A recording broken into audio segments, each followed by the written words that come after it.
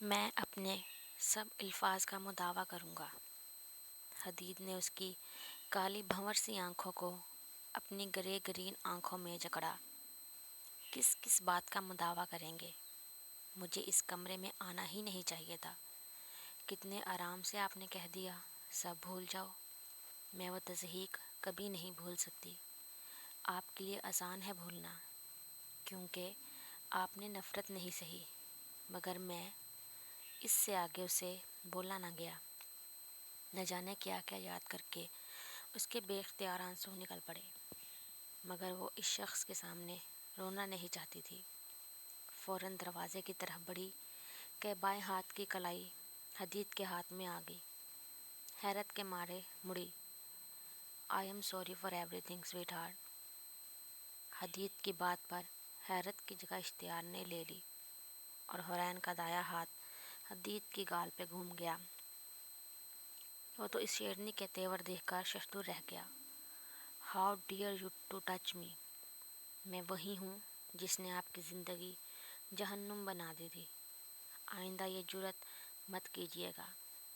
میں ابھی اتنی کمزور نہیں ہوئی کہ جب جس کا دل چاہے مجھے رون دے۔ حدید کو وارن کرتی وہ کمرے سے باہر نکل گئی۔ کیا واقعی کچھ دن پہلے اس کو نروس بریک ڈاؤن ہوا تھا؟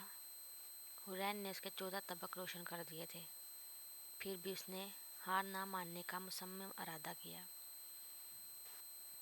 اگلے دن صبح جب حورین کی آنکھ کھلی تو ارد گرد کے ماحول سے مانوس ہونے میں اسے کچھ وقت لگا۔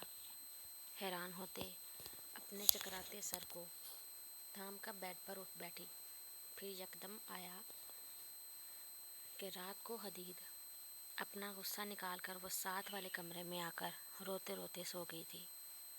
اپنا بھاری ہوتا سر پکڑے کتنی دیر وہ بے حس و حرکت وہیں بیٹھی رہی۔ رات کے تمام تر مناظر کسی فلم کی طرح دماغ کی سکرین پر چل رہے تھے۔ رات میں جو بہادری دکھائی تھی اب خوف زدہ تھی کہ کہیں جذبات میں حدید کوئی بڑا قدم نہ اٹھا لے۔ آخر ایک لڑکی کا تھپڑ کوئی مرد کہاں برداشت کرتا ہے، چاہے وہ مرد اس کا شوہر ہی کیوں نہ ہو۔ جو بھی تھا، مگر حورین کی نیت اس رشتے کو ختم کرنے کی نہیں تھی۔ خود کو سنبھالتے وہ فریش ہونے کے لیے اٹھی۔ ممی اس طرح تو مت کریں، آپ کو پتہ تو ہے میرا کام کا نیچر ہی ایسی ہے، کسی بھی وقت کال آ جاتی ہے۔ اب تو آپ کو اس سب کی عادت ہو جانی چاہیے، لیکن آپ ہر مرتبہ پہلے دن کی طرح ری ایکٹ کرتی ہیں۔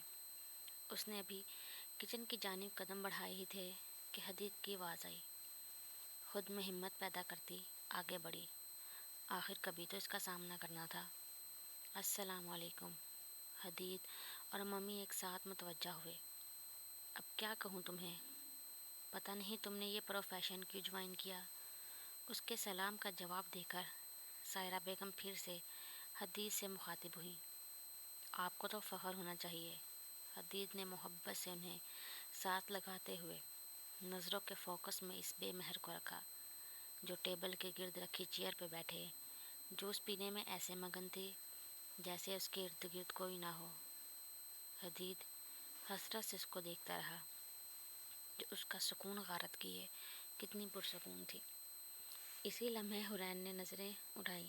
حدید نے جیسے ہی اس کو اپنی طرف دیکھتے پایا تو شرارت سے ہنستے ہوئے بائیں آنکھ دبائی۔ جوس پیتی حورین کو اچھو لگ گیا۔ ارے کیا ہوا بیٹا؟ ممی پریشانی سے اس کی جانب آئیں، اور جس کی وجہ سے حورین کی یہ حالت ہوئی تھی وہ مسکراہٹ دباتا کچن سے باہر چلا گیا۔ شام کا وقت تھا۔ حورین مزے سے کمرے میں بیٹھی ڈائجسٹ پڑھ رہی تھی۔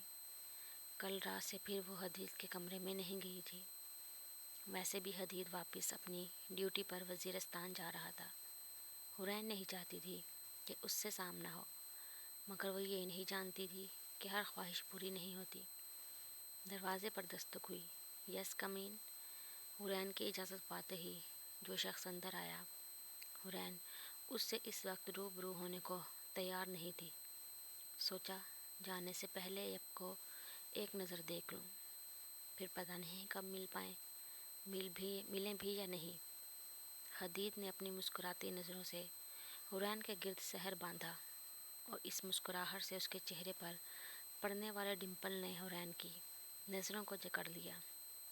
میں شاید اچھے سے آپ کو سوری نہیں کہہ پایا، کیونکہ میں جانتا ہوں کہ جو کچھ میں نے کیا اس کے لیے یہ لفظ بہت چھوٹا ہے۔ سو میں اپنے عمل سے سب صحیح کرنا چاہتا تھا، لیکن نہ وقت نے موقع دیا نہ آپ نے۔